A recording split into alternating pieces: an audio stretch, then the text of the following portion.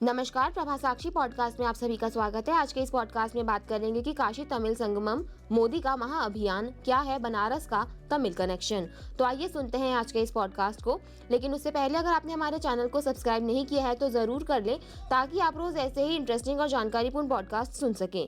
काशी को मोक्ष की नगरी कहते हैं, इसलिए देश दुनिया के लोग इस तीर्थ स्थान पर एक बार जरूर आना चाहते हैं। लोग भगवान शिव की इस नगरी वाराणसी के साथ ज्ञान और आध्यात्म का जुड़ाव महसूस करते हैं। वाराणसी के साथ तमिलनाडु का एक ऐसा ही रिश्ता है।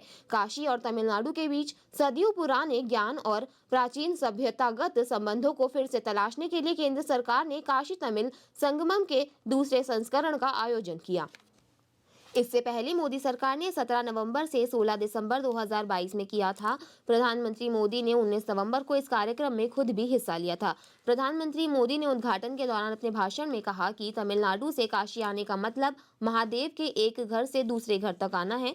तमिलनाडु से काशी आने का मतलब है मदुरै मीनाक्षी के स्थान से काशी विशालाक्षी के स्थान तक आना। हम काशी और तमिलकम के बीच प्राचीन संबंध पर एक नजर डालते हैं। काशी और तमिलनाडु में क्या संबंध है? काशी और तमिलनाडु के बीच 10वीं शताब्दी से ही संबंध रहे हैं। चोल काल के समय के शिलालेखों में भी वाराणसी का जिक्र है। तमिलनाडु में कई जगहों पर काशी विश्वनाथ और विशालाक्षी मंदिर मौजूद हैं। तमिलनाडु में काशी नाम का शहर भी है। काशी में तमिल लोग काशी विश्वनाथ मंदिर से जुड़े हैं।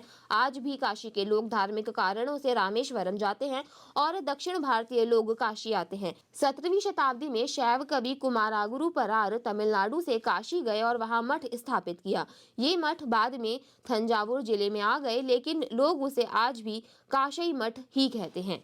पौराणिक संबंध की वदंती है कि 15वीं शताब्दी में मदुरै के आसपास के क्षेत्र के शासक राजा पराक्रम पंड्या भगवान शिव को समर्पित एक भव्य मंदिर बनाना चाहते थे। उन्होंने अपने मंदिर के लिए लिंगम वापस लाने के लिए काशी तक की यात्रा की।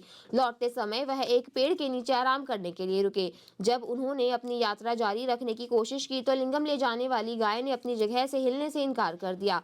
पराक्रम पंड्या ने इसे भगवान की इच्छा समझा और वहां लिंगम स्थापित किया। वह स्थान जिसे आज शिव काशी के नाम से जाना जाता है। जो श्रद्धालु काशी नहीं जा सकते थे, उनके लिए पांड्यों ने दक्षिण पश्चिम तमिलनाडु में आज के तेनकासी में काशी विश्वनाथ मंदिर का निर्माण भी कराया। काशी हिंदू विश्वविद्यालय में प्राचीन भारतीय इतिहास, संस्कृति और पुरातत्व विभाग के डॉक्टर विनय कुमार ने कहा कि काशी और तमिल क्षेत्र के बीच संबंध गहरा और पुराना है।